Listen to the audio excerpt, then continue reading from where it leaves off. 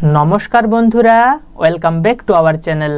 আজ 11 ডিসেম্বর 2025 এর the Hindu news paper এর সেকেন্ড এডিটোরিয়াল ট্রুথস ইন ট্যাটার্স এই আর্টিকেলটি আমরা পড়ব। তো দেখুন, এই আর্টিকেলটিতে কম্বোডিয়া অ্যান্ড থাইল্যান্ড এই দুটো দেশের মধ্যে যে সীমা বিবাদ চলছে সেই বিষয়ে লেখা রয়েছে। তাই সবার প্রথমে কেন এই দুই দেশের মধ্যে সীমা বিবাদ চলছে, এর ইতিহাস কি, সেটা নিয়ে আলোচনা করব। এরপর এই দুটি দেশ কম্বোডিয়া অ্যান্ড থাইল্যান্ড যেহেতু এশিয়ান এর অন্তর্গত, এশিয়ান কি, এশিয়ান হচ্ছে একটা ইন্টারন্যাশনাল অর্গানাইজেশন বা আন্তর্জাতিক সংগঠন। এর পুরো নাম হচ্ছে association of south east Asian Nations. যেহেতু এশিয়ানের অন্তর্গত রয়েছে এই দুটো দেশ, তাই এশিয়ানের বিষয়েও একটু আলোচনা করব। এরপরে আমরা পুরো আর্টিকেলটিকে লাইন বাই লাইন পড়ব। তো দেখুন, এই যে এশিয়ান নিয়ে আলোচনা করব, এর ইতিহাস নিয়ে আলোচনা করব, এইগুলো এইসব বিষয়গুলো কিন্তু আমাদের পরীক্ষার জন্য ভেরি ভেরি ইম্পর্টেন্ট, তাই একটু মন দিয়ে শুনবেন। তো দেখুন, এই যে সমস্যা সীমা বিবাদ, এর মেন কারণ বা প্রধান কারণ হচ্ছে ইউরোপীয় শক্তি অ্যান্ড কলোনিয়ালিজম, উপনিবেশবাদ। যেখানে যেখানে ইউরোপীয়রা তাদের কলোনি বানিয়েছে, উপনিবেশ বানিয়েছে, সেই জায়গাতে তারা কোনো না কোনো সমস্যা করে সেখান থেকে পালিয়েছে। ভারতের কথা তো আমরা সবাই জানি। আমরা কিছুদিন আগে রাওয়ান্ডায়ের বিষয়ে পড়লাম, তাই না? সেখানে দেখলাম হুতু সম্প্রদায় আর তুৎসি সম্প্রদায়দের মধ্যে ঝগড়া লাগিয়ে সেখান থেকে বেলজিয়াম পালিয়েছে। আর আজকে আমরা আলোচনা করব কম্বোডিয়া এর বিষয়ে। ঠিক আছে, কম্বোডিয়াতেও সেরকম বর্ডার সমস্যা বা সীমা বিবাদ করে সেখান থেকে ফ্রান্স পালিয়েছে। তো দেখুন, এইখানে কম্বোডিয়া মানচিত্রতে দেখুন, এইখানটাতে রয়েছে লাওস, বুঝতে পারছেন? এইখানটাতে রয়েছে লাওস, লাওসের ঠিক নিচেই রয়েছে ভিয়েতনাম। এইখানটাতে রয়েছে কি, ভিয়েতনাম। আর ভিয়েতনামের নিচেই রয়েছে কম্বোডিয়া। আর এই পুরো এরিয়াতে লাওস, কম্বোডিয়া অ্যান্ড ভিয়েতনাম, এই পুরো এরিয়াতে সেই সময় ফ্রান্সের শাসন ছিল, বুঝতে পারছেন? মানে এই পুরো এরিয়াটা ফ্রান্সের কলোনি ছিল। আর এটাকে বলা হতো সেই সময় ইন্দো চায়না, বুঝতে পারছেন? Indo China. তো পুরো এরিয়াতে ফ্রান্সের শাসন ছিল। আর এইখানে নিচে রয়েছে থাইল্যান্ড, এদের এই পাশে, বুঝতে পারছেন? এটা হচ্ছে থাইল্যান্ড। আর এটা মাথায় রাখবেন, থাইল্যান্ডে কিন্তু কারো শাসন ছিল না, মানে থাইল্যান্ড কারো কলোনি ছিল না। থাইল্যান্ডে সেই সময় রাজার শাসন চলতো। আর সেই সময় থাইল্যান্ডকে বলা হতো সিয়াম, বুঝতে পারছেন? কি বলা হতো? সিয়াম। তো সিয়াম ছিল থাইল্যান্ডের নাম, আর এখানে ছিল ফ্রান্স। তো এদের যাতে বর্ডার ডিসপিউট না হয়, হ্যাঁ না, এদের মধ্যে যাতে বর্ডার ডিসপিউট না হয়, সীমা বিবাদ না হয়, তার জন্য কি হয়েছিল, সেই সময় এরা চুক্তি করেছিল। কারা? ফ্রান্স আর সিয়াম, এদের মধ্যে চুক্তি হয়েছিল। কবে? 1904-এ প্রথমবার ফ্রান্স অ্যান্ড সিয়াম চুক্তি করে, যাকে ফ্র্যাঙ্কো সিয়ামিজ ট্রিটিস হিসেবে আমরা জানি। এবং সেইখানে বলা হয়েছিল সেই চুক্তিতে যে এইখানটাতে যে রয়েছে পাহাড় রয়েছে, তো পাহাড়টার নাম মনে পড়ছে না, একটু পরে বলে দেব। এই যে পাহাড় রয়েছে, এই পাহাড়ের যে ওয়াটার শেড রয়েছে, ওয়াটার শেড মানে জলের লাইন আর কি, পাহাড় থেকে যে জল নামছে, এরকম ধরো জল নামছে এদিক থেকে এইদিকে, তো এই যে জলের লাইন রয়েছে, সেই জলের লাইন হবে কি, এদের দুটো দেশের বর্ডার, বুঝতে পারছেন? কম্বোডিয়া আর থাইল্যান্ডের, থাইল্যান্ড অ্যান্ড কম্বোডিয়ার। তাহলে জলের এই পাশটা হবে থাইল্যান্ডের, জলের লাইনের এই পাশটা হবে কম্বোডিয়ার। এটা 1904-এ ডিসাইড হয়, তাদের মধ্যে যে চুক্তি হয় সেই চুক্তিতে। এরপর 1907-এও তাদের মধ্যে চুক্তি হয়, দিয়ে দুটো দেশ মিলে, কম্বোডিয়া আর থাইল্যান্ড, দুটো দেশের মানুষ, মানে যারা গুণজ্ঞানী লোক আর কি, তো ফ্রান্সের লোক আর এই থাইল্যান্ডের লোক মিলে একটা মানচিত্র তৈরি করে। কিন্তু এই মানচিত্রটা মেনলি বানিয়েছিল ফ্রান্সের লোক, তাদের পাওয়ার অনেক শক্তিশালী ছিল। তাই তারা এইখানে একটা বিবাদ এরিয়া তৈরি করে। এইখানটাই রয়েছে প্রিয়া বিহার বলে একটা মন্দির, বুঝতে পারছেন? শিব ঠাকুরের নামে মানে রয়েছে প্রিয়া বিহার মন্দির, শিব ঠাকুরের উপর। তো এই প্রিয়া বিহার মন্দিরটা যখন 1904-এ ট্রিটি হলো, সেই সময় থাইল্যান্ডের দিকে ছিল না, ওয়াটার শেড লাইন অনুযায়ী। কিন্তু যখন মানচিত্র আসে তখন সেটা কম্বোডিয়ার আন্ডারে নিয়ে নেয়, মানে যখন মানচিত্র প্রকাশ করা হয়। তো এই যে প্রিয়া বিহার মন্দিরের এরিয়াটা, এইখানটায় যে লাল লাল কালি রয়েছে, মেন সমস্যাটা এই এরিয়াটাকে নিয়ে শুরু হয়েছে, বুঝতে পারছেন? তো এইখানে একটা কথা বলে রাখি, যখন 1904-এ ট্রিটি হলো, এরপরে 1907-এর সময় মানচিত্র এলো, ট্রিটি হলো, সব কিছু হলো, তখন কিন্তু থাইল্যান্ড কোনো কিছু বলেনি, মানে থাইল্যান্ড সেই সময় কোনো বিবাদ করেনি। কিন্তু যখন 1953-তে কম্বোডিয়া স্বাধীন হয়ে গেল। কম্বোডিয়া স্বাধীন হলো 1953 সালে। যখন কম্বোডিয়া স্বাধীন হলো, এখান থেকে ফ্রান্স যখন পালিয়ে গেল, 1954 থেকেই থাইল্যান্ড এই প্রিয়া বিহার এরিয়াটাকে নিজের দাবি করতে লাগলো। বুঝতে পারছেন তো? তারপর থেকে সমস্যাটা বেশি হয়ে গেল। আর আগে কেন মানে বলেনি, তখন কেন যে বলেনি এটা হচ্ছে অন্যরকম হচ্ছে, হ্যাঁ না, এই এরিয়াটা তো আমার এরিয়া, কারণ ফ্রান্স অনেক শক্তিশালী ছিল সেই সময়, তাই থাইল্যান্ড কিছু বলেনি। কিন্তু যখন 1954 এলো, 1953-তে পালিয়ে গেল ফ্রান্স, তখন বলছে যে এটা আমার এরিয়া। তো যাই হোক, এই সমস্যা হওয়ার পরে কম্বোডিয়া কি করে, কম্বোডিয়া চলে যায় আইসিজে এর কাছে। কম্বোডিয়া কোথায় গেল? আইসিজে। আইসিজে কি? International court of justice. বুঝতে পারছেন? এটা ইউএনও এর একটা সংস্থা, ইউনাইটেড নেশনস অর্গানাইজেশনের। তাহলে আইসিজে এর কাছে যখন গেল ইন্টারন্যাশনাল কোর্ট অফ জাস্টিসে, তখন আইসিজে কি করলো? আইসিজে বলল যে না, প্রিয়া বিহার যে মন্দিরটা রয়েছে সেই মন্দিরটা কম্বোডিয়ার আওতায় পড়বে। বুঝতে পারছেন? কম্বোডিয়ার আওতায়। তাহলে প্রিয়া বিহার মন্দিরকে নিয়ে যে সমস্যা ছিল সেটা সমাধান হয়ে গেল। তাহলে প্রিয়া বিহার মন্দির কোথায়, কার হচ্ছে? কম্বোডিয়ার। কিন্তু প্রিয়া বিহার মন্দিরের পাশের যে এরিয়া রয়েছে, পাশের যে এলাকাটা রয়েছে, যে জমিটা রয়েছে, সেই জমিটা কার, সেই জমিটা কার সেটা নিয়ে ডিসপিউট থেকেই গেল। আর 4.6 স্কোয়ার কিলোমিটার যে এরিয়া রয়ে গেল, সেই 4.6 স্কোয়ার কিলোমিটার জমি নিয়েই যত সমস্যা তৈরি হলো। বুঝতে পারছেন তো? এটা কার, সেটা নিয়ে বিবাদ চলছে। তো এখানে ইতিহাস দেওয়া আছে, এই দেখুন এখানে পিডিএফটাতে আমি ভালো করে লিখে দিয়েছি। কম্বোডিয়াতে was a part of French colony. Thailand was called Siam, the only Southeast Asian country not colonized. হ্যাঁ, সেখানে কোনো কলোনাইজ হয়েছিল না। আর 1904-07 সালে এটা বলে দিয়েছে। আচ্ছা, যদি আপনারা এই পিডিএফটা ডাউনলোড করতে চান, তাহলে আমার ভিডিও ডেসক্রিপশানে লিঙ্ক দিয়ে দিব আমার টেলিগ্রাম গ্রুপের, টেলিগ্রাম চ্যানেলের, সেই চ্যানেল থেকে, টেলিগ্রাম চ্যানেল থেকে আপনারা এটা ডাউনলোড করতে পারবেন। তো ওই যে বলছিলাম mountain, as a natural water shed line of the Dengarg Mountains. Okay, Dengarg mountains, এটা মনে রাখবেন। এই পাহাড়টার নাম হচ্ছে ডেনগার্গ পাহাড়, সেইখানে প্রিয়া বিহার মন্দির অবস্থিত, সেটা নিয়েই সমস্যা। এরপরে যেটা রয়েছে, যে বললাম 1962-তে আইসিজে ডিসাইড করে বিলংস টু কম্বোডিয়া, কিন্তু সেটা এই 4.6 স্কোয়ার কিলোমিটার এরিয়া এখনও পর্যন্ত ডিসপিউটেড রয়েছে, বিবাদিত রয়েছে আর কি, বিবাদিত। এরপরে আমরা আলোচনা করব হচ্ছে এশিয়ানের বিষয়ে। ঠিক আছে, তার আগে একটা কোশ্চেন করে, যে প্রিয়া বিহার মন্দির কে বানিয়েছিল আর কি, কোন রাজা বানিয়েছিল, কোন সময় বানানো হয়েছিল, যদি জানেন নিচে কমেন্ট করুন। এছাড়া যখন আমরা আর্টিকেলটি পড়বো সেখানে তো বলেই দেবো। তো দেখুন, এশিয়ানের পুরো নাম আমি আগেই বলেছি, association of south east Asian nations, আর এর হেডকোয়ার্টার রয়েছে জাকার্তা, ইন্দোনেশিয়া। আচ্ছা, আইসিজে বললাম না, ইন্টারন্যাশনাল কোর্ট অফ জাস্টিস, এর হেডকোয়ার্টার কোথায় রয়েছে? ইন্টারন্যাশনাল কোর্ট অফ জাস্টিসের হেডকোয়ার্টার রয়েছে নেদারল্যান্ডসের হ্যাগ, বুঝতে পারছেন তো? হ্যাগ শহরে। তো এটা মাথায় রাখবেন।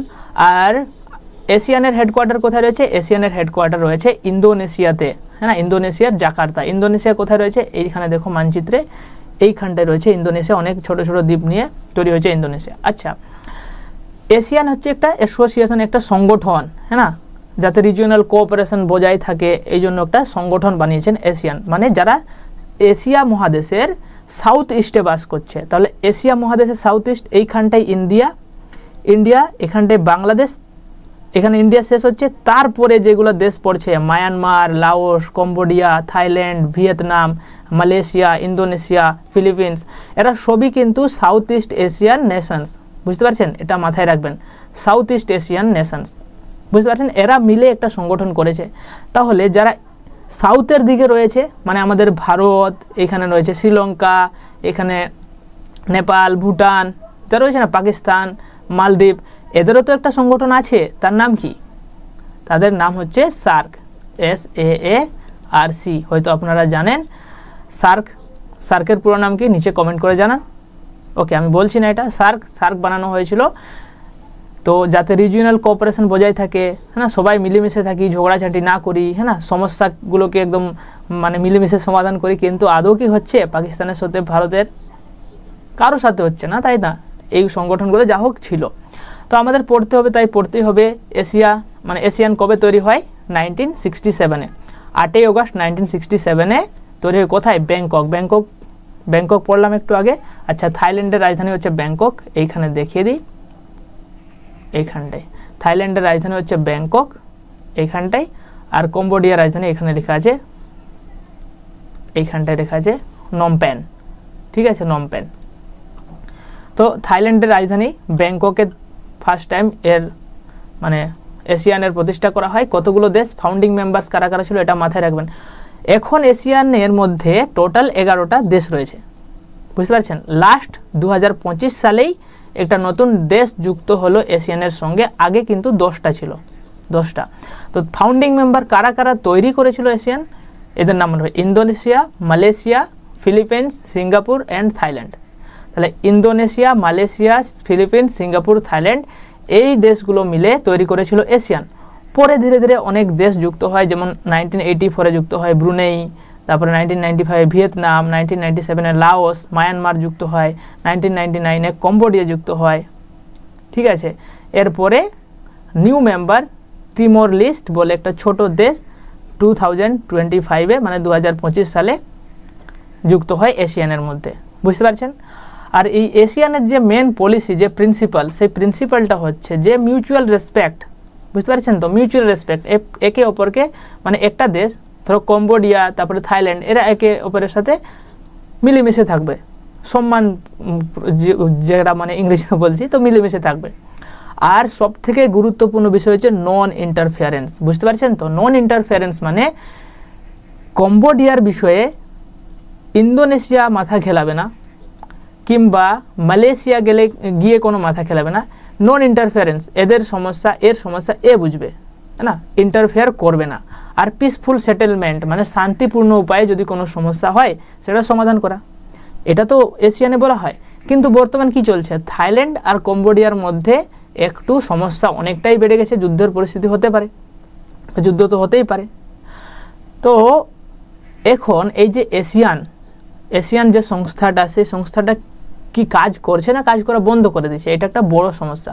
তো এখানে আমাদের যে রাইটার ইনি বলছেন যে যদিও এশিয়ানের পলিসি হচ্ছে নন ইন্টারফেয়ারেন্স, না, এশিয়ানের পলিসি কি হস্তক্ষেপ করব না, কিন্তু হস্তক্ষেপ করতে হবে যাতে এদের মধ্যে সমস্যা তৈরি না হয়, এদের মধ্যে যাতে যুদ্ধ তৈরি না হয়।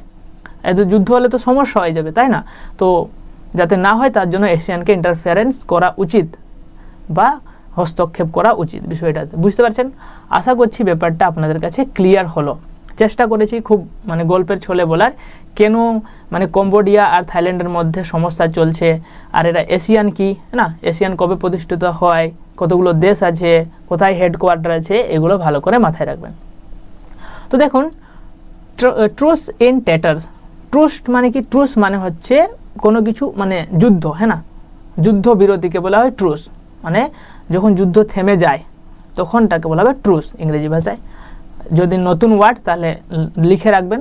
এখানে দেখুন আমি সবগুলোর মানে প্রায় যতগুলো মনে হয় যে একটু কঠিন এখানে লিখে দিয়েছি আপনাদের জন্য। আর ট্যাটার্স কথাটির অর্থ হচ্ছে ভেঙে যাওয়া, কোনো কিছু যখন চুরমার হয়ে যায় তখন তাকে বলা হয় ট্যাটার্স, আমরা ইউজ করতে পারবো ট্যাটার।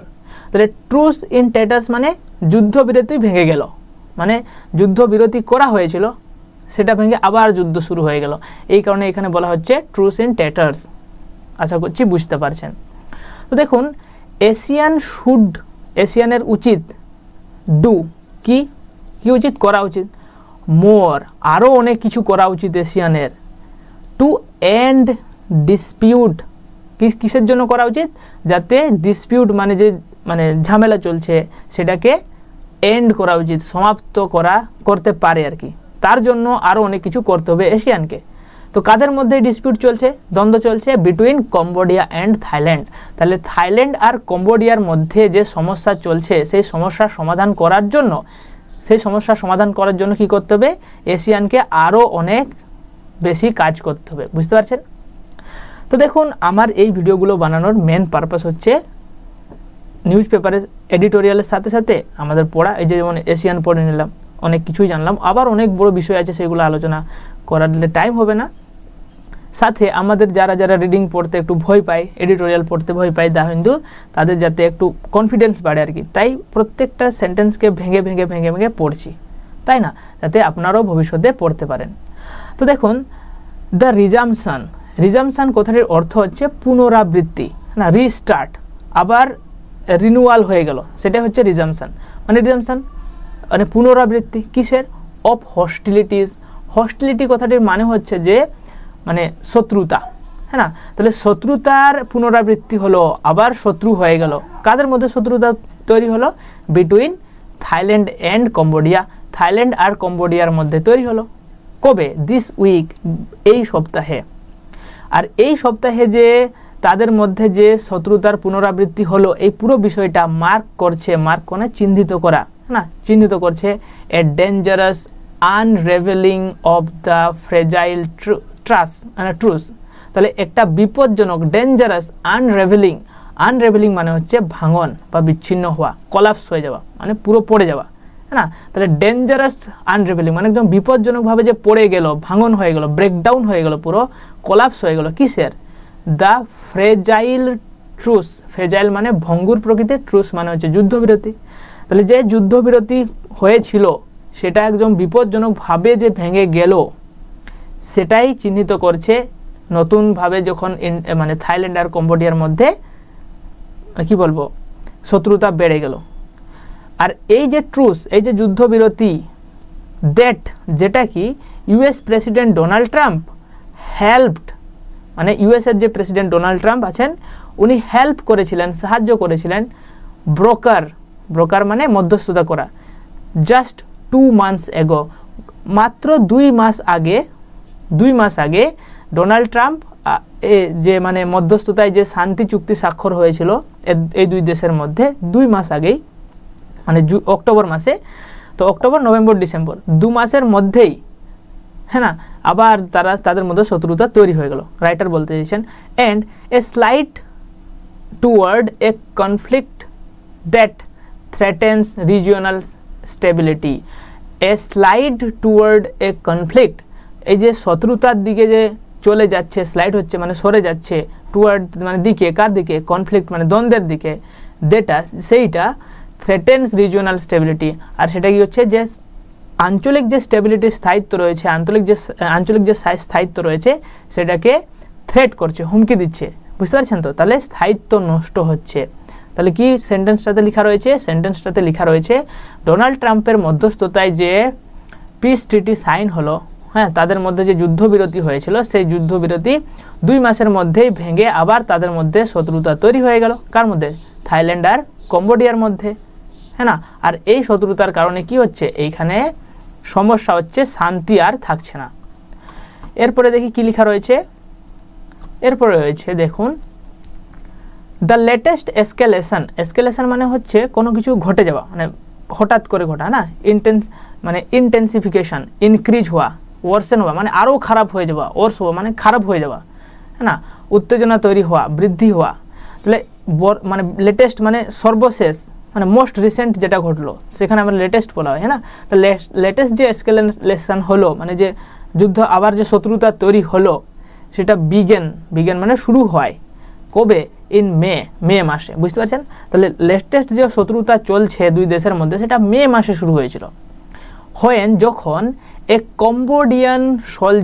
কম্বোডিয়ার একজন সৈনিক ওয়াজ কিল্ড, মানে কম্বোডিয়ানের সৈনিককে মারা হয়েছিল ইন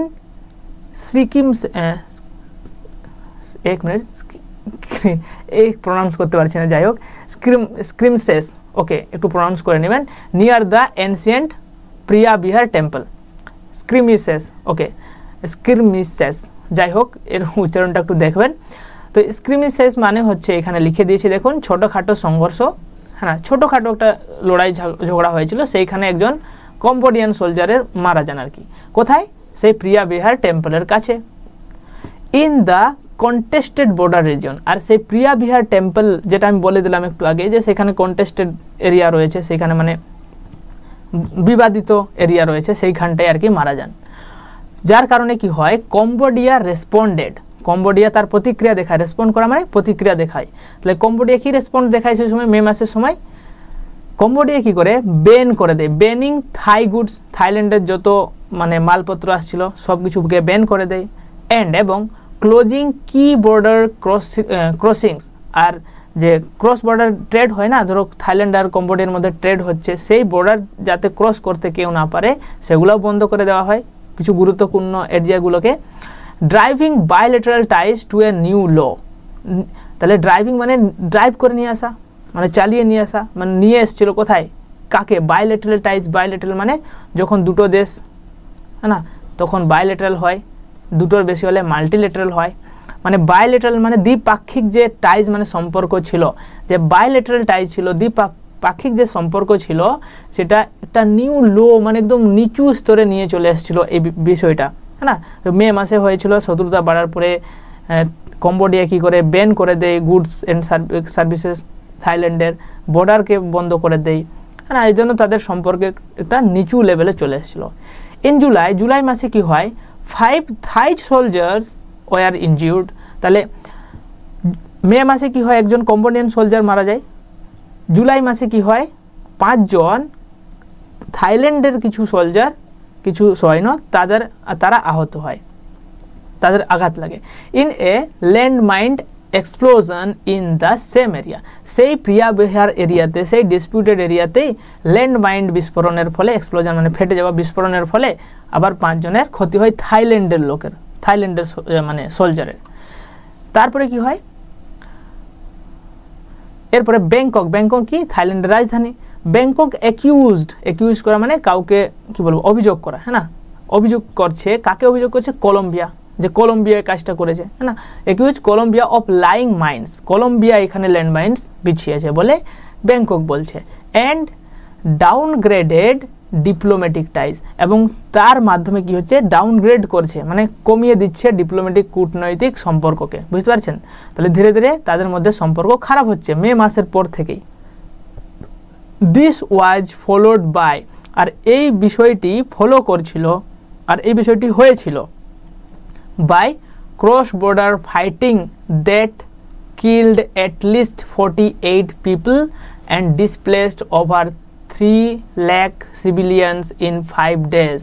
আর এই যে এই ঘটনাটা ঘটছে, এই ঘটনাটার জন্য কি হলো, প্রায় 48 লোকের মতো মানুষ এখানে মানে কি হয়, মারা যায়, এবং 3 লক্ষের মতো মানুষ, প্রায় 3 লক্ষের উপরে হতে পারে, 3 লক্ষের উপরে মানুষ ডিসপ্লেস হয়, মানে সেইখান থেকে জায়গা ছেড়ে চলে যেতে হয়, এটা হচ্ছে ডিসপ্লেসমেন্ট হয়, বুঝতে পারছেন এই ঘটনাটার জন্য। ইন লেট জুলাই মাসের শেষের দিকে এ ডিপ্লোম্যাটিক পুশ বাই মালয়েশিয়ার যে প্রাইম মিনিস্টার আনোয়ার ইব্রাহিম, তাহলে জুলাই মাসের শেষের দিকে মালয়েশিয়ার যে প্রাইম মিনিস্টার আছে, প্রধানমন্ত্রী আছে আনোয়ার ইব্রাহিম, তিনি কি করেন, একটা ডিপ্লোম্যাটিক পুশ করেন, ঠেলে দেন, মানে ডিপ্লোম্যাটিক কূটনৈতিক মানে কি বলবো, পুশ করা মানে ডিপ্লোম্যাটিক্যালি তাদের মধ্যে সমস্যার সমাধান করার চেষ্টা করা হয়, ব্যাকড বাই মিস্টার ট্রাম্প, মানে সেইখানে ট্রাম্প আমাদের যে মানে আমেরিকার রাষ্ট্রপতি, ইনিও সহায়তা করেছিলেন, তার সহায়তায়, হ্যাঁ না, তিনি সমর্থন করেছিলেন, হ্যাঁ না। প্রডিউসড এক সিজ ফায়ার, আর কি হয়েছিল, মালয়েশিয়া ডিপ্লোম্যাটিক প্রয়াস করেছিল, ট্রাম্প প্রয়াস করেছিল, যে কারণে সেখানে একটা সিজ ফায়ার হয়েছিল, যুদ্ধবিরাম তৈরি হয়েছিল, হ্যাঁ না। তাহলে যুদ্ধবিরতি তৈরি হলো। এরপরে কি হয়, বাট কিন্তু টেনশনস লিঙ্গার্ড মানে আবার মানে থেকে যাওয়া আর কি, না, রিমেইন হয়ে যাওয়া, লিঙ্গার্ড মানে থেকে যাওয়া, পারসিস্টেড, কন্টিনিউড, এখনো পর্যন্ত চলছে তাদের মধ্যে, টেনশনস মানে যে উত্তেজনা, তাদের মধ্যে যে সমস্যা, এটা এখনো পর্যন্ত রয়ে গেছে। তাহলে জুলাই মাসের শেষের দিকে, অক্টোবর মাসে হলো, তবুও কিন্তু সমস্যা এখনো পর্যন্ত শেষ হয়নি।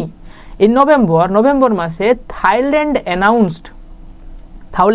কি ঘোষণা করলো, দ্যাট যে it would suspend implementation of the ceasefire, তাহলে থাইল্যান্ড সাসপেন্ড করতে পারে বা করে দিবে সিজ ফায়ারকে ইমপ্লিমেন্ট করা, কিছু বাস্তবায়ন করা বা এক্সিকিউট করা বা চালু করা। তাহলে তারা মানতে চাইছে না সিজ ফায়ারকে Thailand. After a land mine blast injured several soldier, যখন মানে নভেম্বর মাসে যখন আবার সোলজারের ক্ষতি হলো থাইল্যান্ডের সোলজারের, তখন থাইল্যান্ড বলছে আমরা আর সিজ ফায়ার মানছি না, যুদ্ধবিরতি আমরা মানছি না। দ্যাট ডিসিশন, এই সিদ্ধান্ত, সেট দ্য স্টেজ, স্টেজ মানে মঞ্চ তৈরি করে দিল, সেট মানে তৈরি করা। তাহলে এই যে সিদ্ধান্ত থাইল্যান্ড মানতে চাইছে না সিজ ফায়ার, সেটা একটা মঞ্চ তৈরি করে দিল for the fighting on December 7। December 7 আবার সমস্যা হলো with Cambodia accusing Thailand of launching air strike. তাহলে ডিসেম্বর 7 কি করে না কলম্বিয়া দাবি করছে যে থাইল্যান্ড এয়ার স্ট্রাইক করেছে কলম্বিয়াতে। বুঝতে পারছেন ব্যাপারটা। এরপরে কি হলো দেখি, দ্য থাই কম্বোডিয়ান ক্রাইসিস, এই যে কম্বোডিয়া আর থাইল্যান্ডের ক্রাইসিস হ্যাজ কলোনিয়াল রুটস, আর এর মূল লুকিয়ে রয়েছে মানে কোথা থেকে শুরু হচ্ছে এই থাই কম্বোডিয়া ক্রাইসিস, বলতে চাইছেন রাইটার যে কলোনিয়াল রুটস ঔপনিবেশিক শাসনকাল থেকেই চলে আসছে। ইন দ্য ফ্র্যাঙ্কো-সিয়ামিজ ট্রিটিস, ওই যে বলে দিলাম সিয়াম, তো 1904 অ্যান্ড 1907 সেই সময় থেকে, হুইচ ডিফাইন্ড, সেই যে ট্রিটি হয়েছিল 1904-1907 ফ্রান্স এবং সিয়ামের মধ্যে, থাইল্যান্ডের মধ্যে, সেইখানে যেটা ডিফাইন করেছিল, যেটা বলেছিল, হ্যাঁ না, নির্ধারিত করেছিল that the boundary between Siam and French Indo China, যেটা ইন্ডো চাইনা মানে যে বললাম কলম্বিয়া যে এরিয়াটা, আর সিয়াম মানে থাইল্যান্ড, তাদের মধ্যে কোনটা বাউন্ডারি হবে সেটা ডিফাইন করেছিল, নির্ধারণ করেছিল সেই সময়। হোয়াইল, যদিও these treaties sketched borders along the forested Dangrek ranges, যদিও এই যে ট্রিটি, এই যে মানে কি বলবো চুক্তি হয়েছিল, স্কেচড মানে হচ্ছে টানা, হ্যাঁ না, চিত্রিত করা, স্কেচড বর্ডার মানে বর্ডার টেনেছিল, এলং মানে মধ্য দিয়ে, কার মধ্য দিয়ে, দ্য ফরেস্টেড ডেনগার্ক রিজিয়ন, তাহলে সেই যে ডেনগার্ক পাহাড় রয়েছে, সেই ডেনগার্কের যে জঙ্গল রয়েছে, সেই জঙ্গলের মধ্য দিয়ে বললো যে জঙ্গলটা হবে বর্ডার। But the line remained largely demarcated, কিন্তু কোন লাইনের মধ্য দিয়ে, বলে দিল যে এই পাহাড়ের মধ্য দিয়ে হবে লাইন, কিন্তু কোন লাইনে, এখান থেকে হবে না, এখান থেকে হবে না, এখান থেকে, এটা নির্দিষ্ট লাইন আর তারা টানেনি, আর যেহেতু নির্দিষ্ট লাইন টানেনি তাই সেটা আনডিমার্কেটেড রয়ে গেল। আনডিমার্কেটেড মানে হচ্ছে অনির্দিষ্টভাবে, মানে সীমারেখা চিহ্নিত করা হয়নি এরকম, হ্যাঁ না, আনমার্কড রয়ে গেল অন দ্য গ্রাউন্ড, বাস্তবের ক্ষেত্রে, হ্যাঁ না, মানে গ্রাউন্ড লেভেলে আমরা টানছি না লাইন, বলে দিলাম ওই পাহাড়টার যে ওয়াটার সেট লাইন রয়েছে, সেখান থেকে যে নদী বইছে কিংবা অন্য কিছু একটা বইছে সেটা হবে, কিন্তু কোন লাইনে হবে সেটা বলা হয়নি, এটার জন্য সমস্যা। The flash point has been Priya Bihar, flash point মানে যেখানে ফ্ল্যাশ জ্বালানো হচ্ছে, মানে যেটা কেন্দ্রবিন্দু বলতে পারেন, সেটা হচ্ছে প্রিয়া বিহার। তো প্রিয়া বিহার কি, যেটা 11th সেঞ্চুরি খেমার হিন্দু টেম্পল, মানে খেমার ডাইনেস্টি ছিল সেই সময়, খেমার ডাইনেস্টি বানিয়েছিল এই হিন্দু টেম্পলটিকে। আর এই Preah Vihear UNESCO World Heritage site হিসাবে গণ্য হয় 2008 সালে। আর মেন সমস্যাটা অ্যাকচুয়ালি 2008 সালের পরে বেশি হয়, হ্যাঁ না, যখন কম্বোডিয়া যখন এই যে প্রিয়া বিহার মন্দিরটিকে ইউনেস্কো ওয়ার্ল্ড হেরিটেজ হিসাবে বানাতে চায়, হ্যাঁ, ইউনেস্কোর পুরো নাম কি এখানে দিয়ে দিয়েছি, দেখে নেবেন, United Nations Educational Scientific and Cultural Organization. তো সেখানে ওয়ার্ল্ড হেরিটেজের জন্য বলে যখন, তখন থাইল্যান্ড বলছে তো এটা তো ডিসপিউটেড ল্যান্ড, তাহলে কম্বোডিয়া কীভাবে দাবি করতে চাইছে আর কি, যে বেশি হয়ে যায় আর কি। তো এটা মনে রাখবে, প্রিয়া বিহার তাহলে 11th সেঞ্চুরিতে বানানো হয়েছিল, 11-12 সেঞ্চুরিতে খামের ডাইনেস্টি এর হিন্দু টেম্পল, এটা শিব ঠাকুরের বলে দিলাম, ইউনেস্কো এখন বর্তমান ইউনেস্কো ওয়ার্ল্ড হেরিটেজ সাইট হিসাবে জানা যায়। এরপরে দেখুন 1996-এ 1962 সালে the international court of justice awarded Cambodia sovereignty over the temple, যে বলে দিলাম মানে কম্বোডিয়াকে সভারেন্টি দিয়ে, সভারেন্টি কথাটা মানে জানেন সার্বভৌমত্ব, আশা করি জানেন। সভারেন কথাটার মানে হচ্ছে যদি একজন ব্যক্তি সভারেন তাহলে সে তার সমস্ত ডিসিশন, সে তার নিজের ডিসিশন, তার বাইরের ডিসিশন, সব কিছু ডিসিশন সে নিজে নিতে পারবে। ইন্ডিয়া সভারেন, তাহলে ইন্ডিয়ার মধ্যে কী হবে না হবে ইন্ডিয়া নিজে ডিসাইড করবে। ইন্ডিয়া চায়নার সঙ্গে বন্ধু করবে নাকি রাশিয়ার সঙ্গে, না আমেরিকার সঙ্গে, না পাকিস্তানের সঙ্গে, সেটা সবই ইন্ডিয়া ডিসাইড করবে। এটাই হচ্ছে সভারেন ইন শর্ট, বুঝতে পারছেন তো। তো স্বাধীন আর কি, মানে পাওয়ার দেওয়া হয় কাকে, কম্বোডিয়াকে। বাট দ্য ডিসপিউটেড হ্যাজ এন্ডিউর্ড, কিন্তু ডিসপিউট যে সমস্যা, হ্যাজ এন্ডিউর্ড মানে হচ্ছে টিকে থাকা, পারসিস্টেড থাকা, কন্টিনিউ ছিল, in the absence of A mutually accepted border demarcation, যেহেতু দুটো কান্ট্রি থাইল্যান্ড আর কম্বোডিয়ার মিউচুয়াল পারস্পরিকভাবে মেনে নেওয়া কোনো বর্ডার ছিল না, তাই জন্য তাদের মধ্যে ডিসপিউটটা তখনও পর্যন্ত বজায় ছিল। The latest flare up reflects an erosion of trust and hostility between the two nations. যে দ্য লেটেস্ট মানে সর্বশেষ বা বর্তমান যে ফ্লেয়ার আপ মানে হচ্ছে কি, মানে উত্তেজনা, হ্যাঁ না, ওই যে উত্তেজনা বেড়ে গেল, হঠাৎ করে আউটব্রেক হলো, এইসব বিষয়ে অ্যান ইরোশন অফ ট্রাস্ট, না, এটা কি প্রতিফলিত করছে, রিফ্লেক্ট করছে, ওই যে রিসেন্টলি আবার যে উত্তেজনা বাড়ছে, এটা বলতে চাইছে যে ইরোশন অফ ট্রাস্ট। ইরোশন মানে মুছে যাওয়া, না, মুছে যাওয়া বা ক্ষয় হওয়া বলতে পারেন। ট্রাস্টের, ট্রাস্ট মানে বিশ্বাস, তাহলে বিশ্বাস হারিয়ে যাওয়া। অ্যান্ড হস্টিলিটি, হস্টিলিটি মানে শত্রু, হ্যাঁ না, বিটুইন দ্য টু নেশনস, দুই দেশের মধ্যে।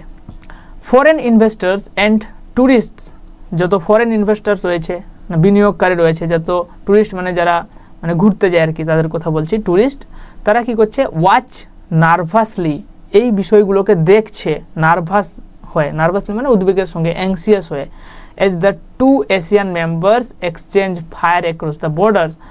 আর এই যে দুটো এশিয়ান কান্ট্রি থাইল্যান্ড আর কম্বোডিয়ার মধ্যে সমস্যা চলছে, এরা সবাই দেখছে।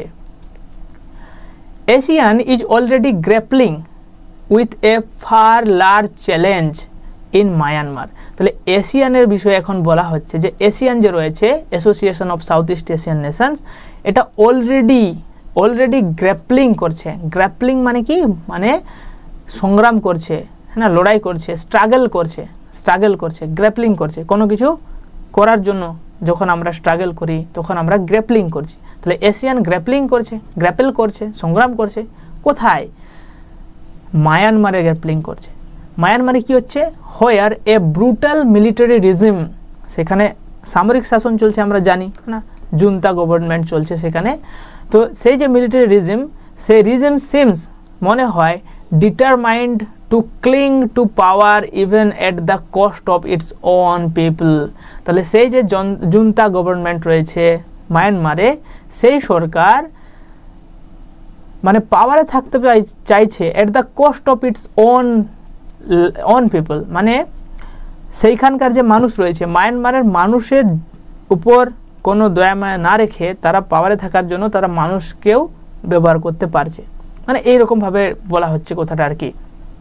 তাহলে ক্লিং টু পাওয়ার মানে ক্ষমতা আঁকড়ে ধরে রাখতে চাইছে, না। এট দ্য কস্ট অফ মানে মূল্যে, কিসের মূল্যে, এট দ্য কস্ট অফ কিসের মূল্যে, তার জনগণের মূল্যে, হ্যাঁ না, তার জনগণের ক্ষতি হলে হোক, কিন্তু আমরা পাওয়ারে যেন থাকি, হ্যাঁ না, এটাই সামরিক শাসন চলছে মায়ানমারে। এটা নিয়ে অলরেডি টেনশানে আছে কে, এশিয়ান অলরেডি টেনশানে আছে।